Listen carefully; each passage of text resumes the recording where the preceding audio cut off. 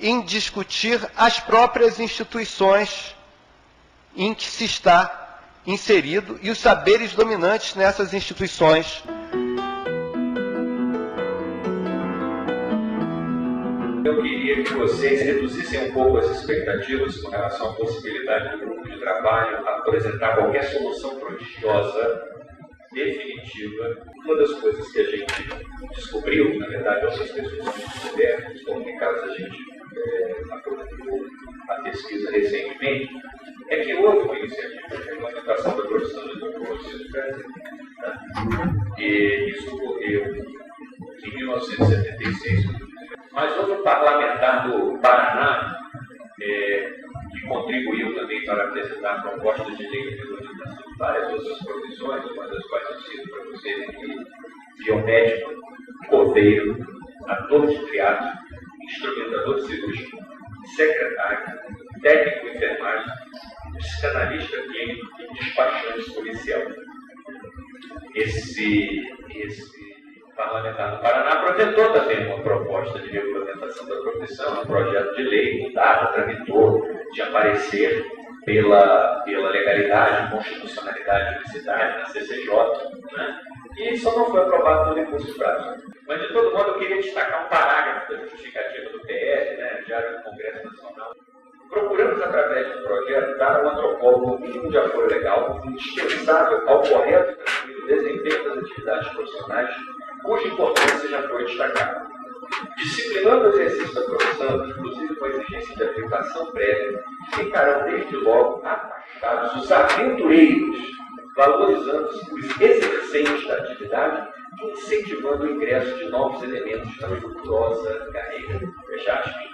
A antropologia, não sendo uma disciplina regulamentada, nós podemos nos manifestar contra, como os colegas de Santa Catarina recentemente se manifestaram com veemência, mas tem limitações no campo da justiça. Bom, esse é um aspecto, tem outras dimensões da profissionalidade, da regulamentação ou não da profissão. Me preocupa até quando se questiona a elaboração de laudos por não antropólogos. Claro que aí devemos pensar que alguém que não é antropólogo, não tem essa formação e se assinar como antropólogo, elaborar um laudo antropológico pode realmente ser um problema. Mas um laudo pode não se chamar laudo antropológico. E ele deve ser considerado, sim, como algum tipo de produção. Mesmo que discordemos dele, devemos enfrentar as questões que eles trazem, a partir da nossa perspectiva, da nossa formação como antropólogos. Nós sabemos que hoje existe uma verdadeira indústria de deconstrução de direitos indígenas. Tá? Existem escritórios de advocacias especializados, tem em Goiânia, certas pessoas que se dizem antropólogos, que já apareceram em mais de uma área indígena, e trabalhando sempre para a deconstrução de direitos coletivos, e que de alguma forma essa atividade desse tipo de lobby deconstrutivista, ele está vinculado a outras formas de criminalidade também, desde grilagem de terras, desde criminalidade organizada. Nos últimos anos tem surgido muitos conflitos e polêmicas em relação a laudos, às vezes colocando antropólogos em posições diferentes em relação aos laudos. Às vezes não são antropólogos que estão em lados diferentes, mas antropólogos e arqueólogos, ou antropólogos e historiadores. E essa é uma área que nós precisamos melhorar também o nosso diálogo, não só com as outras disciplinas, mas também precisamos ter uma ideia melhor do mapeamento de posições e perspectivas dentro da nossa própria área sobre as diferentes visões envolvidas nos laudos, para que nós possamos, em primeiro lugar, discutir abertamente num contexto em que todos terão oportunidade de dizer o que pensam. E, a partir daí, encontrarmos conjuntamente também uma melhor maneira de enfrentar esses problemas. Hoje há cada vez um número maior de antropólogos trabalhando fora das universidades, muitos dos quais atuam na produção de laudos periciais, não só em relação a território indígena e quilombola, mas numa série de outras áreas que a tendência é se ampliar. Isso não significa dizer que são exclusivas de profissionais com pós-graduação em antropologia, mesmo porque nossa tendência nesses cursos, mestrado, doutorado, é especializarmos-nos em determinadas questões que nos são mais caras intelectualmente. Ao contrário, muito da atuação dos antropólogos no Estado carece de uma sólida formação teórica e de método antropológico. Infelizmente, sabemos que há defasagem dos cursos de graduação, mas isso não justifica que se exclua essas pessoas, muitas vezes com grande competência. Bom, a questão da profissionalização, né, ela tem sido discutida na nossa categoria, né, nós efetivamente temos levado a cabo essa discussão, já nos reunimos várias vezes, né? Eu não saberia dizer se é um consenso, mas pelo menos há uma perspectiva muito forte na questão da profissionalização, no sentido de que efetivamente existe alguma coisa que apoia a nossa prática. Eu acho que também há uma concordância no sentido de que a titulação em si, ela em si não define, embora é óbvio que ela é importante, né? É óbvio que a titulação ela agrega, mas em si ela pode ser e pode não ser importante. Mas, efetivamente, uma das lutas nossas, uma das demandas nossas no órgão é no sentido da nossa formação. Quer dizer, o Estado, efetivamente, ele reconhece, nos reconhece como antropólogos, tanto é que ele nos contratou, fez um concurso e nos contratou como tal. Agora, efetivamente, temos lutado, né, pela nossa formação, a aba seria importante nessa luta no sentido de cobrar do Estado que ele contribua, que ele colabore, que ele forme os seus funcionários, os seus antropólogos que estão nos seus quadros. É fundamental manter um contato com toda a disciplina, relativizar, né, aplicar exercícios em outras escalas, enfim, praticar uma permanente reflexão crítica em relação a isso. Não deve se caminhar para a construção de algum saber que seja absolutamente setorial, seja absolutamente regional. Né? Alguma coisa que seja avessa, que seja fechada, que não seja compreensível aos colegas aos colegas da nossa disciplina, mas que não trabalham com esses assuntos, mas trabalham com outros assuntos diferentes. Acho que é fundamental sair dessa ideia de que estamos trabalhando com objetos singularizados, com objetos reificados que são diferentes de outros elementos humanos. Né? Eles são porque foram construídos historicamente e hoje eles reivindicam direitos em função disso. Um risco envolvido também nesse saber regionalizado é a tecnificação. Né? É transformar um olhar que é diferente, um olhar antropológico em relação a essas populações, feito através de condições precisas de realização do laudo, transformar isso num conjunto, num receituário que possa informar as pessoas. Penso que a questão central para nós, hoje, antropólogos, é evitar os riscos de qualquer manualização. Não vamos ser tentados a fazer as coisas rápido, seguindo o modelo, vamos evitar essa manualização.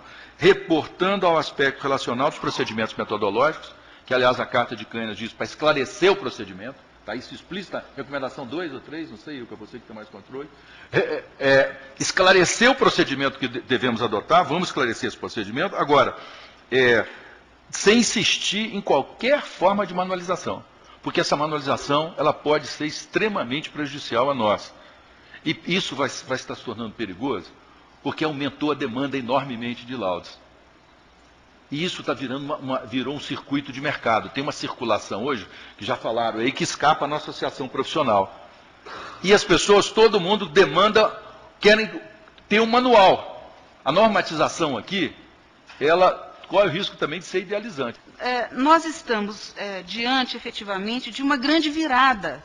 E eu acho que essa virada tem que ser efetivamente assumida pelos antropólogos. Eu estou falando aqui, principalmente, para os meus colegas antropólogos. Primeiro, na forma como a antropologia está sendo chamada a contribuir no que está sendo pedido da antropologia e no que ela pode e o que ela pode contribuir.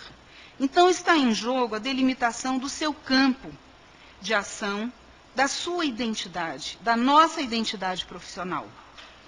O segundo ponto que eu acho importante é o papel científico e político, né?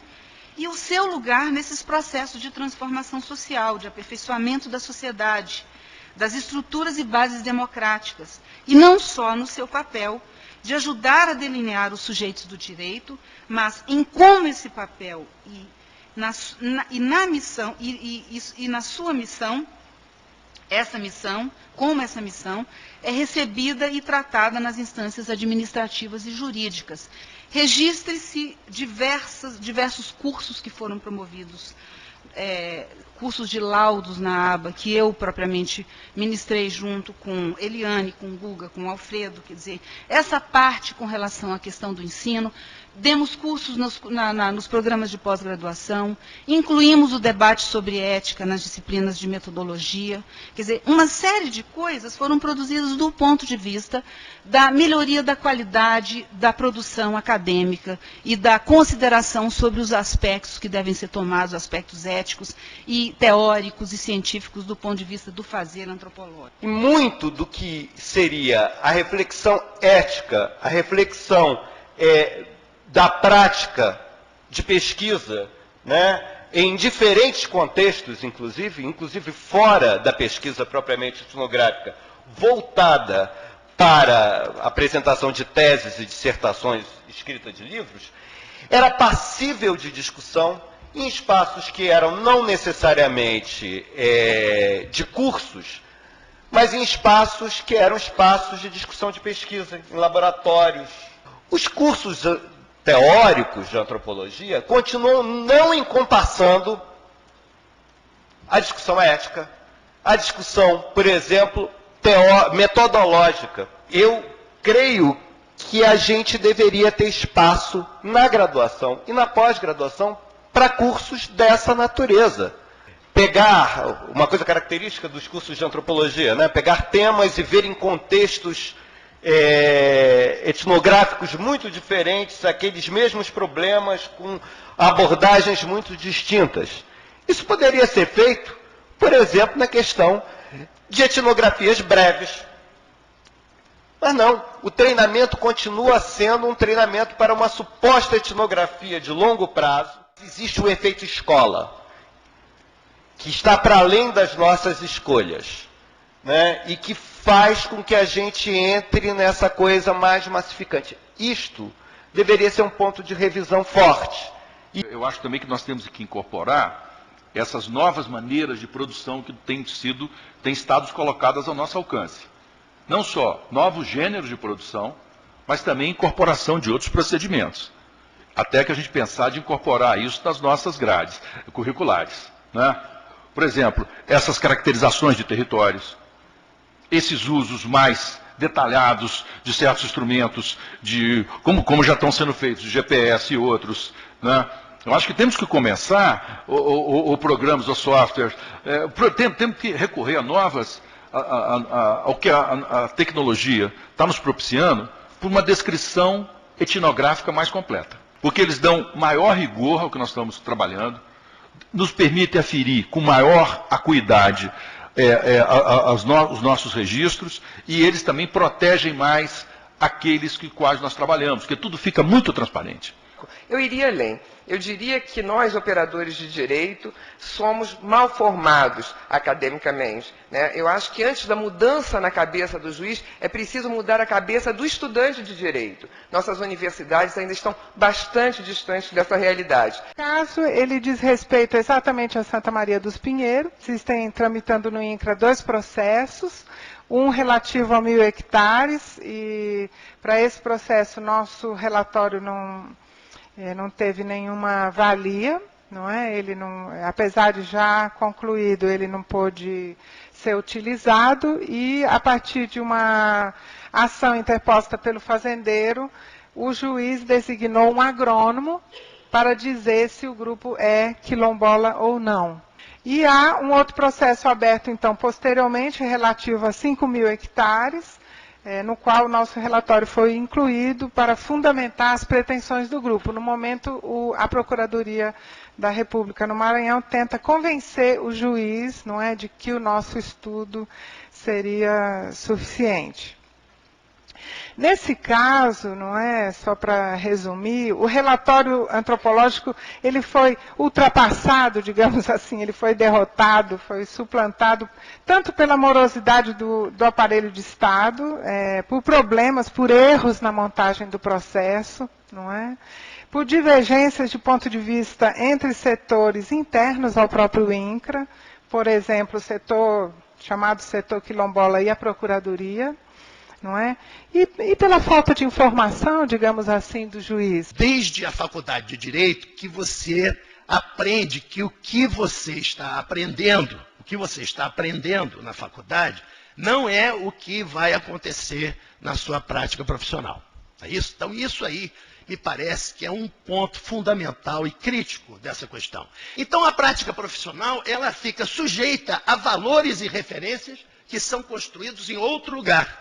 E não são explícitos, são implícitos, porque eles fazem parte do aprendizado, do saber tradicional, do saber que é passado de mão em mão, que é aprendido nos estágios, que é aprendido na rua, que é aprendido em vários outros lugares, e o que faz verdadeiramente o bom profissional do direito. Os operadores não são insensíveis a isso, mas eles como estão com essa forma, né, de ensino institucional está naturalizada, eles não procuram nesta transformações nesta forma de ensino, uma solução para esse impasse, que é um impasse profissional e político no qual se encontram os profissionais. Isso que eu estou chamando de conhecimento manualizado, que é mais do que a questão da dogmática jurídica, uma questão de você não ter uma produção, vamos dizer, crítica sobre ela mesma no decorrer do ensino universitário. Quer dizer, o ensino universitário está feito para reproduzir coisas que são ditas nesses clássicos, e o camarada reproduz isso como se viu do Oiapoque ao Chuí, né? Se a gente juntar o que tem produzido no Brasil de textos, a gente dá um curso de graduação sobre questões de ética em pesquisa antropológica e de ética no exercício profissional do antropólogo, em diferentes contextos, sem muita dificuldade. Nesse âmbito da tradução, né, que eu gostaria de salientar, então, os riscos ou os perigos, né, de se constituir, seja, então, em porta-voz dos índios, no momento em que a sua própria palavra não existe nesse campo da identificação, da delimitação, embora formalmente se garanta a sua participação, mas essa participação não é qualificada, nem a sua voz, né? Quem são esses interlocutores, os tuxaus, os caciques, ou, enfim, liderança genericamente. Então, da condição e da posição do antropólogo com um discurso próprio que não se confunde num representante ou num substituto, né, da voz, né, dos índios, dos interessados. Um dos principais desafios da nossa associação é marcar posição na proteção de nosso ofício, mas como colocou o professor João Pacheco, sem jamais se afastar dos princípios éticos que nos levam a proteger aqueles que investigamos. Porque o fazendeiro, a mineradora, a Alcântara, a Ciclone Space, esses não precisam de proteção. Como diz o professor Marés, eles têm o patrimônio, são duplamente privilegiados, porque detêm o patrimônio, são as palavras do professor Marés, e porque o juiz, quando vai julgá-los, já interiorizou, já incorporou como hábitos a justiça do proprietário. Da aplicação prática da antropologia, ela dá margem, muitas vezes, a uma certa militância. E parece até normal que assim seja, uma vez que o antropólogo que atua principalmente nessa área de construção de direitos, no reconhecimento de direitos, ele parece que já tem uma natural simpatia pela matéria que ele atua, seja por um lado ou seja pelo outro. E isso pode muitas vezes colocar em xeque vamos dizer, a pureza científica de suas conclusões? A ideia de que o desrespeito aos direitos dessas minorias significa uma arbitrariedade, seja uma arbitrariedade do Estado, seja uma arbitrariedade de grupos econômicos com interesses diversos, e certamente divergentes desses grupos, é um aspecto muito forte, não só da nossa motivação, mas também da sustentação dos nossos laudos. Porque quando nós defendemos